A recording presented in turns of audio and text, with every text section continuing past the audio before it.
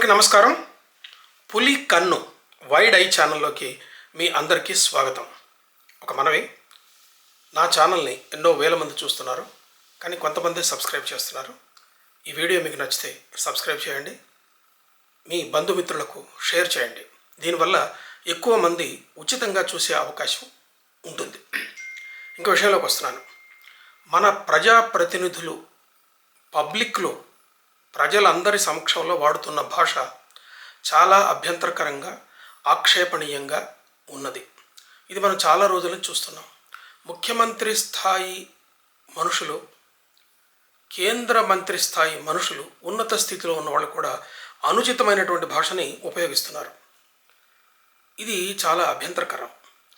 ముఖ్యంగా చదువుకున్న వాళ్ళకే కాకుండా ప్రజలందరికీ కూడా, అరే వీళ్ళు ఏంటి ఇట్లా చదువుకున్న వాళ్ళు, పెద్ద పెద్ద పదవుల్లో ఉన్నవాళ్ళు, ప్రజాప్రతినిధులు ఇట్లా ఎందుకు మాట్లాడుతున్నారని చెప్పి సిగ్గుపడే పరిస్థితి వచ్చింది.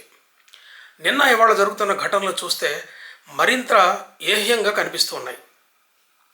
ఎమ్మెల్యే కౌశిక్ రెడ్డి వాడిన భాష చాలా ఆక్షేపణీయం. అరికిపూడి గాంధీని ఉద్దేశించి మాట్లాడుతూ, నీ ఇంటికి చీర గాజులు పంపిస్తాను అని అనడం విన్నాం. ఇంతకు ముందు కూడా ఇలాగే నాయకులు, నువ్వు మగాడివైతే అది చెయ్యి, నువ్వు మగాడివైతే ఇది చెయ్యి అని చెప్పి సవాలు విసరటం మనం చూసాం. అంతేకాకుండా ఇంతకుముందు కొంతమంది మహిళా నాయకురాళ్ళు కూడా మీ ఇంటికి పసుపు కుంకుమ గాజులు పంపిస్తామని చెప్పి అన్న ఘట్టాలు కొన్ని సంవత్సరాల క్రితం మహిళా నాయకురాళ్ళు కూడా అన్నారు. మరి వాళ్ళు తెలిసి అంటున్నారో తెలియక అంటున్నారో, ఇది చాలా ఆక్షేపణీయమైన విషయం. కౌశిక్ రెడ్డి ఒక ఎమ్మెల్యే స్థాయిలో ఉండి ఇలాంటి భాష మాట్లాడటం అన్నది స్త్రీ మూర్తులందరినీ కూడా అవమానించినట్టే లెక్క. దానికి సమాధానంగా అరికిపూడి గాంధీ చాలా హుందాగా ఉంటే బాగుండేది.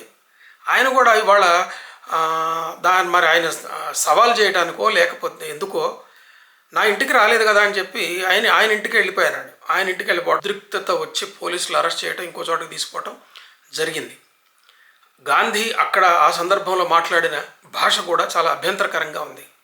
చదువుకున్న వాళ్ళు, ప్రజలందరూ ఎన్నుకున్న ప్రజాప్రతినిధులు ఇలాంటి భాష మాట్లాడితే ఏమి హుందాగా ఉంటుంది? రాజకీయాలు మరీ రోజు రోజుకు దిగజారిపోవాలా? సమస్యలు ఉంటాయి, ఇష్యూస్ ఉంటాయి, మాట్లాడుకోవచ్చు. ఖచ్చితంగా తెలుగులోనే మాట్లాడుకోవచ్చు, తెలుగులోనే చాలా హుందాగా మాట్లాడుకోవచ్చు.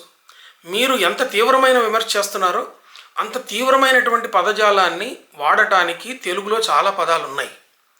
చాలా ఘాటైన విమర్శను కూడా హుందాగా చేయడానికి పనికొచ్చే చాలా మంచి మంచి పదాలు ఉన్నాయి. మీకు తెలియదా? ఎందుకు ఇలా ఆక్షేపణీయమైన దాంతో స్త్రీలను అవమానించడం, వేరువేరు వర్గాలను వాళ్ళు అవమానించడం చేస్తున్నారు.